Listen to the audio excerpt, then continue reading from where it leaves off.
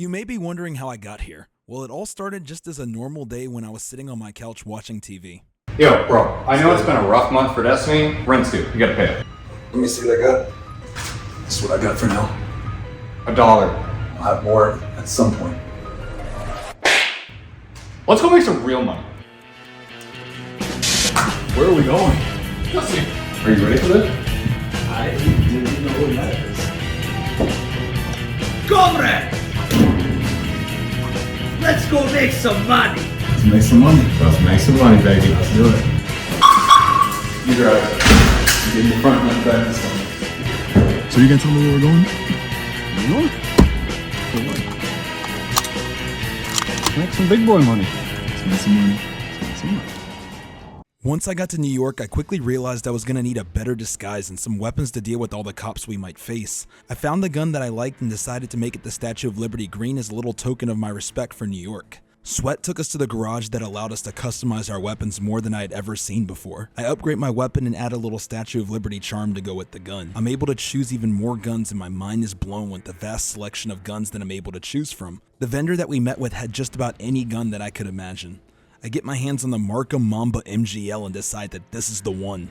After I choose all my guns, I decide which disguise I'm gonna go with. I feel like it's only right to go with the Big Apple. If you know, you know. I throw on the New York hat to match. There were also a bunch of new skills I could learn, essentially turning me into the most versatile robber in the history of robbers. Next, I choose my clothes because you know what they say, you have to look good in order to rob good. With that in mind, I throw on my new tailor-made suit. Lastly, I finished off with some red gloves to make sure to not leave any fingerprints. While we were going over the brief, we got introduced to two new heisters, Joy and Pearl. Not only were they super skilled and experienced, but they were terrifying. They knew exactly what they were doing and how to get the job done. With all that in mind, it's time to pay the bank a visit. We had multiple choices that we could choose from, tons and tons of heist opportunities that we could select. I chose the Branch of Security Capital Bank. This bank was currently holding an unusual amount of cash because it was waiting for a transport that was going to be happening later in the day. The good thing about this is it meant that there was a lot of money, but the bad thing about it was that meant there was going to be a lot more security. We were left with two options when performing this heist. One was getting past the security gate and quietly accessing the vault. The other was going in guns blazing. The amount of money to be made was large, between $100,000 and $300,000. Definitely enough to pay Sweat my part of the rent. With that in mind, Sweat and I were ready to pull off the heist of our life. We look at the bank and it's almost like it's begging us to rob it. SCB for Sweatsicle CB. Must be a sign. We take some time to scope things out. We slowly walk into the bank acting as natural as possible. As we look around, no one is suspecting a thing. The first objective is to get past the security gate. The only question is how. We decide that turning off the power would be the best way to disable the security system.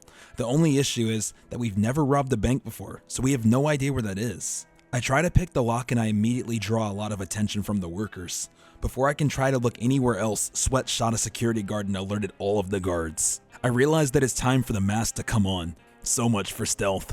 I picked the lock and opened the door and I'm met with a bunch of terrified workers. They'll make great hostages if necessary. The next objective now that sneaking around is out of the picture is setting up a thermite to burn our way through the vault. If we can't sneak in, this is unfortunately our best next option. I run into the next room to see that Sweat has already taken down all of the security guards.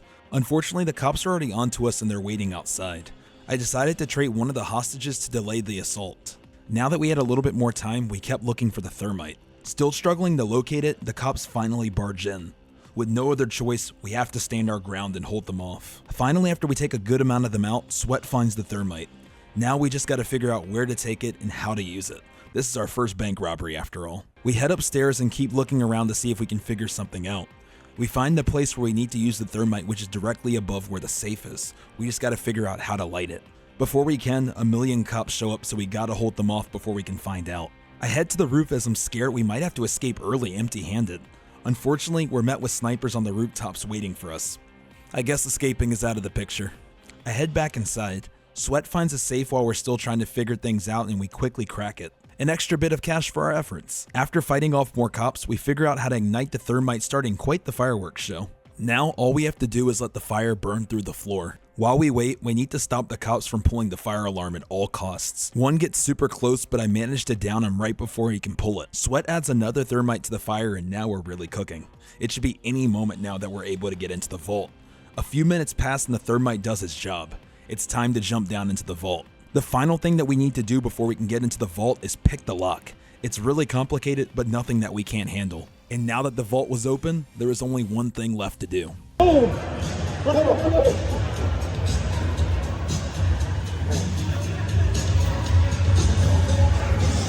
all, grab it all, grab it all.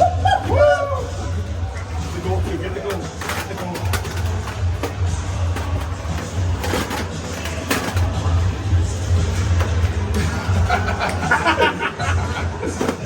Grab it. Grab all of it, all of it. Hurry before they call the cops.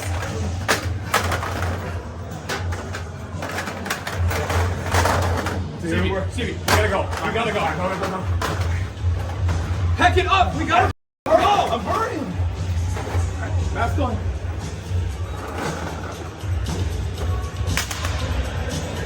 As you just saw, we took all of the money that the bank had. It was all there, just like the intel had said. All that was left was grabbing it all and getting out as fast as we could. And now with all that context out of the way, let's get back to where this video started.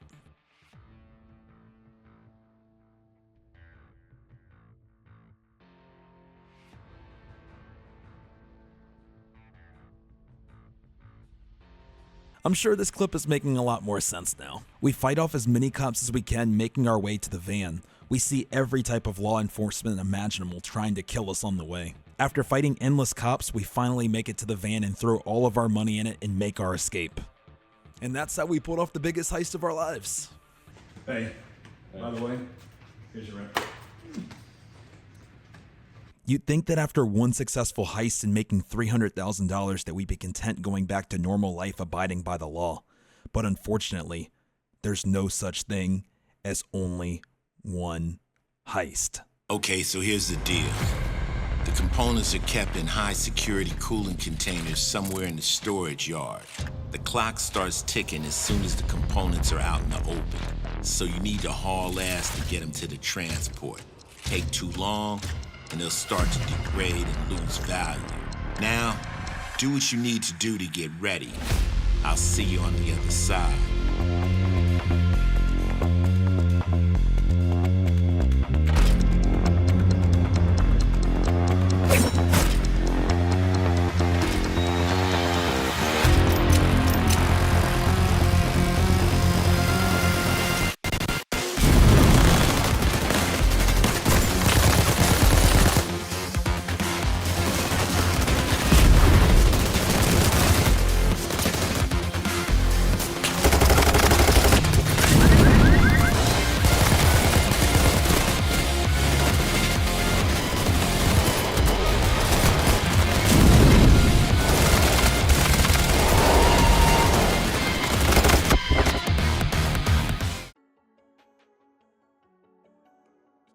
Make sure to play Payday 3 when it releases September 21st for PC, Xbox Series X and S, and PlayStation 5. I had a blast. Thanks for watching.